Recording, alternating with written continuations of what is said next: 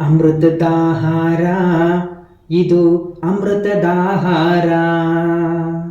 ಸೊಪ್ಪು ಅತಿ ಇರಲಿ, ಉಪ್ಪು ಮಿತಿ ಇರಲಿ, ಸಕ್ಕರೆಗೆ ಕೊಕ್ಕೆ ಇರಲಿ, ಸಕ್ಕರೆಗೆ ಕೊಕ್ಕೆ ಇರಲಿ, ಅಕ್ಕಿ ಅಪರೂಪಕ್ಕಿರಲಿ, ನುಚ್ಚು ಮಜ್ಜಿಗೆ ನಿತ್ಯವಿರಲಿ, ಜೋಳದ ರೊಟ್ಟಿ ಗಟ್ಟಿಯಾಗಲಿ, ರಾಗಿ ಮುದ್ದೆ ಸತ್ತಿರಲಿ, ರಾಗಿ ಮುದ್ದೆ ಸತ್ತಿರಲಿ, ನಾರು ಪದಾರ್ಥ ನೆನಪಿರಲಿ, ನಾರು ಪದಾರ್ಥ ನೆನಪಿರಲಿ, ಹಸಿದಾಗ ಹಸಿದಾಗ ಮಾತ್ರ ಊಟವಿರಲಿ,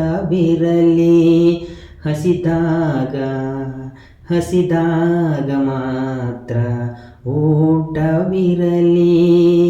ಅಮೃತದಾಹಾರ ಇದು ಅಮೃತದಾಹಾರ.